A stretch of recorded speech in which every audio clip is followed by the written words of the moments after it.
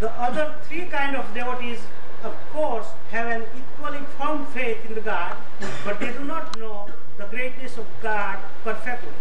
Hence, they are prone to desire for other things beside God. That is why they do not come up to the level of the Gnani. It is a great mistake on the part of the devotee of the God that he desires also for other things beside the God. A person may be free from all worldly desires and may be intensely non-attached, but if he feels proud on that account and behaves heartily, then it is also a great mistake on his part. Again, he may possess the strength of self-realization or the strength of unflinching devotional to the God. But if he is proud of this virtue and does not pay due respect to the poor devotee and does not talk with him and humility, then also it is a great mistake on his part. And because of the mistake, his particular virtue will cease to grow. Let me illustrate this point. Sriji Maharaj illustrated it. While digging a well, if the stone cutter comes across the stone which sounds hollow, he will say, there is a plenty of water underneath. But if the stone makes ringing sounds and emits spark while cutting, he will say, there is a water underneath, of course, but it is very limited in quantity. In the same way, devotee who becomes proud on the account of his knowledge or non-attachment, that's a vairagya, or devotion, bhakti, may be considered great by others, but he will not be able to develop the great virtue to be found in a modest devotee. If one wants to please God, he should not become proud on account of his virtues like knowledge, non-attachment, or devotion. Bhagavan Sri Krishna will be pleased and reveal himself only in the heart of such devotees. Then Muktan Swami said, Maharaj, you said that man becomes proud on account of virtues like knowledge, non-attachment, and devotion. If it is so, please show us the way to be free from such pride. Sriji Maharaj replied, one should know the greatness of the devotee of God and pay him due respect by bowing and rendering service unto him. If the ting of pride creeps into his mind, he must at once be conscious of it and must try to get rid of by the power of his will. Then only he will be free from the pride. Except if person's devotion is full of intense love for God, and even if God is fulfilling his good desire on account of his devotion, but if he feels proud of his devotion, it is a great blunder on his part. If one feels proud of his knowledge or non-attachment, his pride will intensely his feeling of oneness of the soul with the body. Therefore, devotee of God should never feel proud on any account. That is the only way to please God. If the devotee is capable of looking within, and if he searches within his heart and finds even a thing of pride, he will see that the image of God within his heart looks at him with the stern eye. On the other hand, if he finds that humanity prevails in his heart, he will see that image of God within his heart look at him with a very pleasing eye. Therefore, a devotee of God should develop a strong will, power, and never allow any idea of pride to enter his heart. Knowledge, non-attachment, and devotion if tainted with the pride are like adulteration on base of the metal with the pure gold. fineness of the gold is reduced to extent of adulteration. It is reduced more and more with the more and more alteration.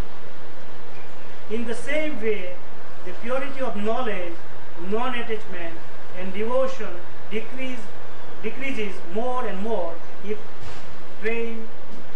tainted more and more with the pride. Knowledge, non-attachment, and devotion without pride are like a sterling gold.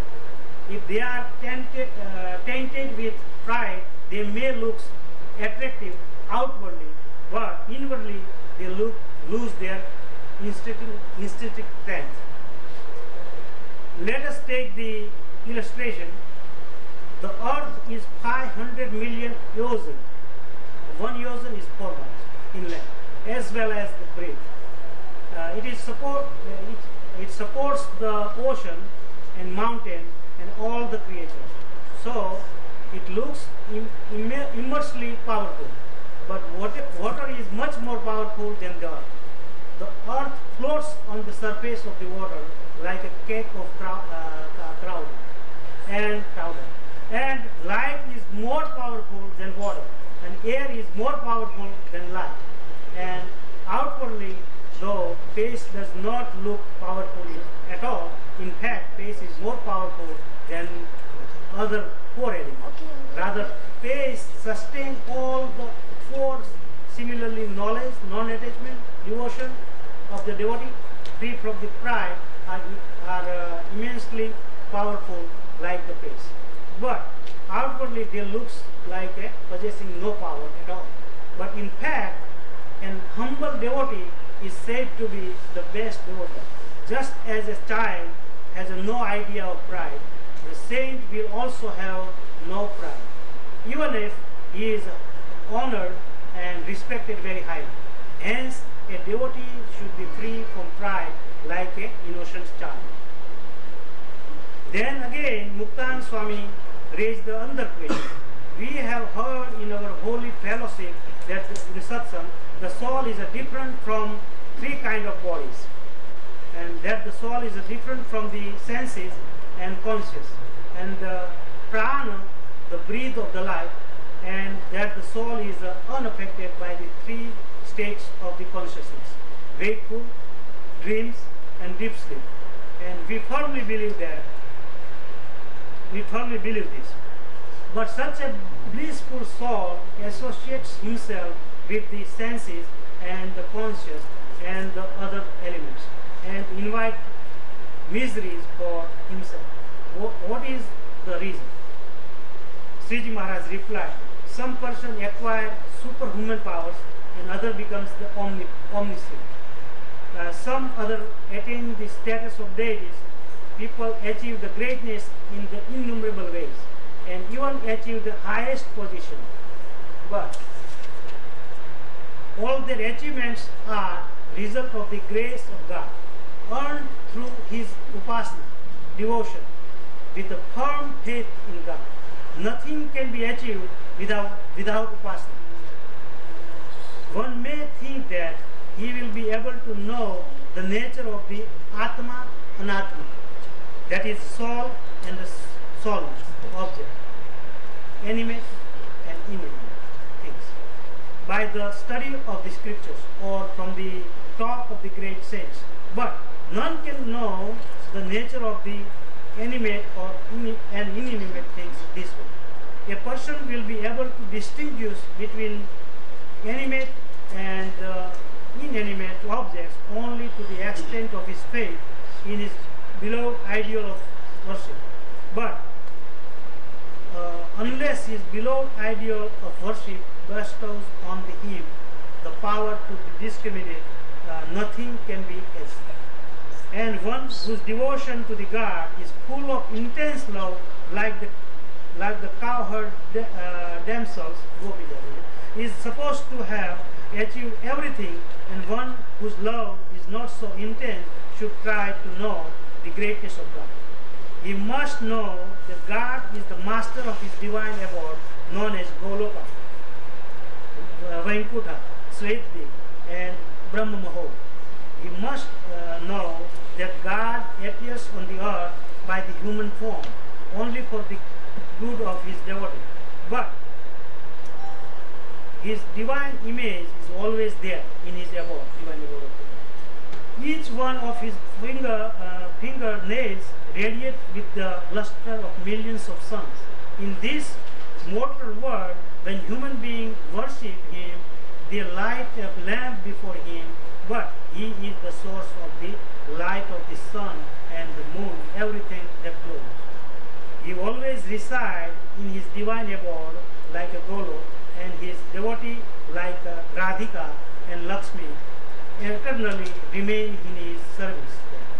And when all this universe are dissolved, it is only he who remains. And again, at the time of creation, it is only he who creates the innumerable universes through the Purush and Prakriti. One must know the greatness of God like this. They may know that way only one will be able to discriminate between the animate and inanimate objects. Non-attachment, that is a vairagya, will grow in his heart. Is the extent of his firm faith in God accompanied with the knowledge of his greatness. Hence, one should depend on the strength of upasana, leaving aside all other means. Such a devotee knows that if he person chants the name of the Swaminarayan at the last moment, he will be redeemed of all his sins, and which will reach him to Brahma Mahal, divine abode of the God. However, the great sinner he may be. Then where is the doubt that is devotee of God who has sought his shelter with the divine abode of the God? Question. If one wants to understand the greatness of God like this, one should keep the company of the saint and grow in the thanks of upasana day by day. Iti vachanamritam gadra pratham prakaranam 56 vachanamritam jete. जिज्ञासुर अर्थार्थी ज्ञानी च भरतर्ष तेषां ज्ञानी नित्य युक्त एक भक्ति विशिष्य। भगवान बताते हैं, श्री कृष्ण भगवान ही गीता में बताते हैं कि ये जगत में मेरे भक्त तो बहुत से हैं, लेकिन उनकी 4 प्रकार की कैटेगरी है, 4 प्रकार के स्टैंडर्ड है। एक आर्त, जिज्ञासु, अर्थार्थी और ज्ञान, ये 4 प्रकार के। ये 4 प्रकार के भक्त में ज्ञानी मेरे सबसे श्रेष्ठ भक्त। दूसरे भक्त तो है ही और अच्छे भी है, उनके लिए भी भगवान ने बताया कि उदारा सर्व एवेते, ये सब अच्छे हैं, लेकिन ज्ञानी त्वात्मेव में मत। लेकिन ज्ञानी है वो मेरी आत्मा है, मेरा प्राण है, मुझे बहुत प्रिय है। ऐसा भगवान ने ज्ञानी की तारीफ की। तो भगवान ने बताया, प्रश्न यही है कि 4 प्रकार के भक्त है, यानी वो भगवान को पहचानते हैं, भगवान में फेथ है, भगवान के आश्रित है, भगवान को शरणर है। फिर भी ज्ञानी कौन सी बात में वो ज्यादा है, कौन सी बात में श्रेष्ठ है, यही प्रश्न है। तो मैं समझता हूँ कि पहले तो अपन ये वचनामृत में तो ज्यादा वो विस्तार नहीं किया है, लेकिन 4 प्रकार के भक्त क्या है उनको अपन पहले समझना पड़ेगा कि आर्त कौन कहा जाता, अर्थार्थी कौन कहा जाता, जिज्ञासु भक्त कौन है और ज्ञानी भक्त कौन। तो 4 प्रकार के भक्त है। तो आर्त यानी दुखी आदमी को सबसे लाइफ में टर्न पॉइंट देता है, तो वो दुख देता है। सभी प्रकार से टाइट पोजीशन में आ जाते हैं तो आदमी भक्त बन जाता है, और अच्छी पोजीशन आ जाते हैं तो भगवान को भी समझाते हैं। आदमी को ऐसा जो जब छोटी उम्र रहती तो किसी प्रकार की जिम्मेवारी नहीं है अपने सिर पे, तो बोलता है कि मैं भगवान को नहीं मानता हूँ, भगवान है या नहीं है, वैसा बातें करते हैं। और थोड़ा पढ़े लिखे रहते और थोड़ा भाई मनी पावर रहते तो बिल्कुल नहीं मानते। लेकिन थोड़ी उम्र होती, बीबी आती, बच्चे आते, बच्चे बीमार पड़ते और कुछ भी अपना हाथ पाँव नहीं पहुंचते, तभी वो भगवान को हाथ जोड़ते कि ये भगवान मेरा अच्छा कर। तो कैसे भी आर्त है, आरती यानी दुख, आरती यानी दुख। आदमी को जब दुख आता है तो वो ये दो नेत्र है और खोल देते हैं, वो उन दो तीसरे नेत्र से वो देखते हैं कि वो भगवान जैसी कुछ चीज है। जब तक दुख नहीं होता, आदमी के सिर पर दुख नहीं आता, तब तक वो कैसे भी चाहे वैसा बोलते रहते कि भगवान है या नहीं है, वैसे बोलते रहते। लेकिन ऐसा दुख आया और अपना हाथ नहीं पहुंचे, अपने हाथ छोटे पड़े, तो आदमी को ऐसा दिखता है कि मेरे से कोई सुपर एक तत्व है और वो भगवान। ऐसे ज्यादातर ये जगत में होता रहता है। तो आदमी को कभी कभी भक्त बना, सभी को नहीं बनाते। ऐसा तो हम नहीं कह सकेंगे कि जिनको दुख है वो सभी भक्त बन जाते हैं। लेकिन गीता में भगवान ने कहा कि दैवासुर संपत्ति विभाग योग में भगवान ने कहा कि दो प्रकार की आत्मा है, दो प्रकार की आत्मा रहती है। एक दैवी आत्मा है, दूसरे आसुरी प्रकार की आत्मा है। तो दो प्रकार की आत्मा है, उनमें दैवी जो आत्माएं हैं उनको जब भी दुख आता है तो वो भगवान हरि हरि ऐसा स्मरण करते हैं। और जो दैवी कक्षा के आत्मा नहीं है उनको जब दुख आता है तो वो हाय हाय करते हैं, हाय हाय करके समय पास करते हैं। और वो जो भगवान के शरणर है वो हरि हरि करके टाइम पास करते हैं। तो दैवी आत्मा लोग हैं वो भगवान जब बहुत ही टाइट पोजीशन आ जाती है, ऐसा दुख आ जाता है कि जिनमें अपने को अपनी बुद्धि से मार्ग नहीं निकाल सकते, तभी वो भगवान के शरण। उनके हमारे जो क्रिस्चर है उनमें उनका जो एग्जाम्पल है वो गजेंद्र मोक्ष, अपने भागवत में उनका आख्यान सुना होगा। और दूसरा उनका उदाहरण है द्रौपदी। उनको जब बहुत ही टाइट पोजीशन हो गई, ऐसी परिस्थिति हो गई, बहुत दुख आ पड़ा। गजेंद्र की कथा अपन सब लोग ज्यादातर तो सुनी होगी कि वो गजेंद्र को वो जो ग्राह है उनका दुश्मन था, वो अगले जन्म का दुश्मन था। तो गजेंद्र पानी पीने के लिए तालाब में गया तो ग्राह ने पकड़ लिया और चारों पांव पकड़ के वो पानी में खींचने ही लगा। हाथी ने बहुत प्रयास किया, बहुत शक्तिशाली था, लेकिन पानी में उनका बल नहीं चलता। वो उनका परिवार है वो भी एक साइड में खींचने लगे और एक साइड में वो जोड़ अकेला ही खींचने लगा, पूरा समूह को खींचने लगा।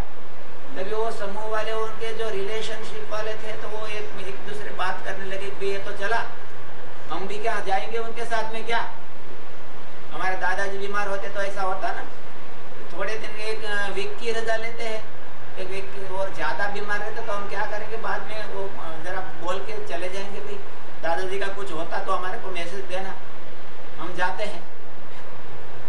तो ऐसा ये संसार है।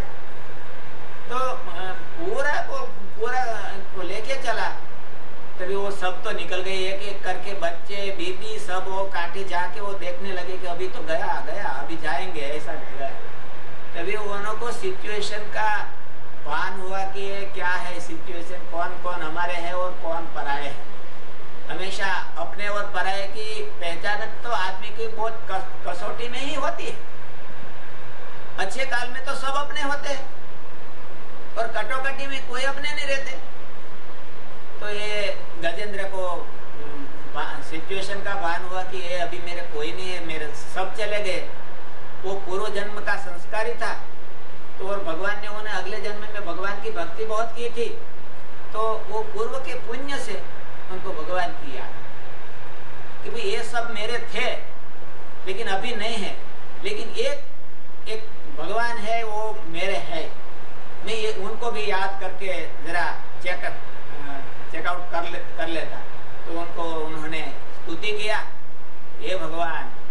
तो हमारे साहित्य में कहा है कि जब जूड़ खाता जल लगाता अंतरे, भगवान हाथी ने आधा ही नाम लिया, तो भगवान वैकुंठ में से उधर से दौड़ पड़ा। गरुड़ जी का भी त्याग कर दिया।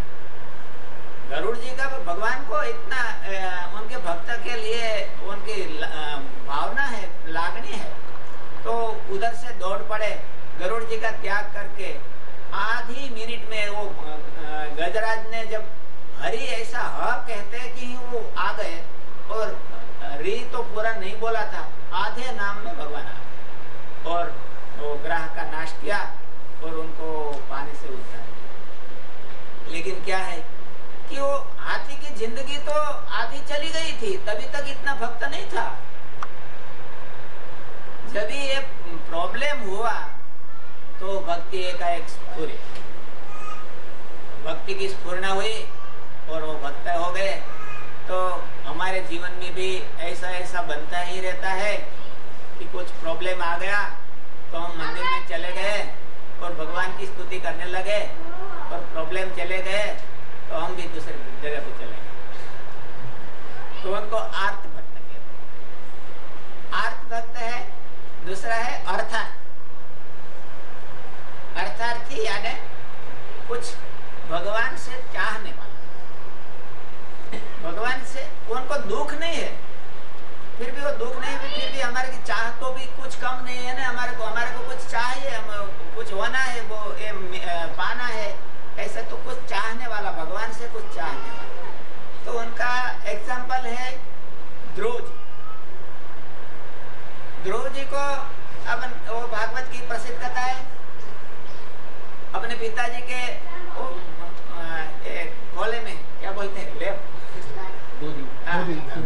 उनके गोदी में बैठना चाहता था, लेकिन उनका वो जो सौतेली माँ का बेटा उत्तम वो गोदी में बैठा था, और उनका माँ का प्रभाव बहुत था, वो जो किंग ऊपर उनका प्रभाव ज्यादा था। तो गोदी में बैठने के लिए गया तो वो सामने से उनको एक्सेप्ट नहीं कर सका, और उनके डर से तो ध्रुव जी को ऐसा, और उनकी माँ ने उनको कड़वे शब्द बोले कि भाई तेरे को पिता की गोदी में बैठना है तो तू नहीं बैठ सकता। क्यों? कि तू मेरा बेटा नहीं, तो तुम्हारी माँ है वो राजा की प्रिय नहीं है। तो यदि तुम्हारे को राजा की गोदी में बैठना है तो तुम ये जन्म पूरा कर दे और दूसरी बार मेरे पेट में जन्म ले और राजा की गोदी में तेरे को बैठना मिलेगा। तो ये तो क्षत्रिय का बेटा था, उनका ब्लड बहुत गर्म। तो ऐसा उनको ऐसा लगा कि अरे क्या मैं कम हूँ क्या, मैं ये गोदी में बैठने का अधिकारी नहीं हूँ, मैं काय को अधिकारी नहीं, मैं अधिकारी। तो उनको इतना इंसल्ट लगा तो तुरंत ही रोने लगा और उनकी माँ के पास गया। उनकी माँ भी मजबूर थी, उनका भी चलता तो नहीं था, राजा के पास कुछ भी नहीं चलता था। तो उन्होंने पूछा कि क्या हुआ बेटा, क्या है? तो ध्रुव जी तो कुछ भी नहीं बोला, लेकिन वो उनके साथ जो बच्चे थे उन्होंने बोल दिया कि उन्होंने अपनी बड़ी माँ है, उन्होंने उनका इंसल्ट किया, इसलिए हो गया। तो उनकी माता ने, सुनीति ने उनके ऊपर हाथ फेरा और प्यार किया, लेकिन वो सच बताया कि तुम्हारी बड़ी माँ ने जो कहा है वो बात सही है। तुम्हारे को जो राज गद्दी ही होना है, छोटी माँ थी, ये बड़ी थी। लेकिन वो राजा की मान्यता होने से बड़ी। तो छोटी माँ ने कहा है वो सही बात है कि तुम्हारे को जो राजगद्दी पर बैठना है तो उनके पास ही है, मेरे पास नहीं है, मैं राजा की इतनी प्रिय नहीं हूँ। तो वही बात है, मैं तेरे को सत्य बात बताने से भी दुखी होगी और झूठ बोलने से तो भी और दुखी होगी, क्योंकि तुम्हारा अपमान होता ही रहेगा, ऐसे ही होता ही रहेगा। इसलिए तुम्हारे को जो गादी होना या तो अपने पिता की गोद होना, तो तुम जाओ जंगल में जाके भगवान की आराधना करो। तुम्हारे परदादा जो मनु महाराज जी और उन सब बड़े बड़े महाराजाओं ने राज्य का त्याग करके उनकी गोदी उनका शरण स्वीकारा है, उनका तुम भजन करेंगे तो ही वो मिलेगा। ध्रुव जी ने ऐसा, वो छोटा था, क्षत्रिय का बच्चा था, तो उन्होंने ऐसा डिसाइड कर लिया कि नहीं, मैं अभी से जंगल में जाऊंगा और ऐसी राजगद्दी प्राप्त करूंगा कि जैसी राजगद्दी मेरे पिता के पास नहीं, तभी उनसे बड़ी ही गद्दी में पाप प्राप्त करता, तो ही मैं क्षत्रिय का बच्चा है, नहीं तो मैं क्षत्रिय का बच्चा कैसे कहूंगा। ऐसा उनको टाइट मगज हो गया और वो जंगल में जाके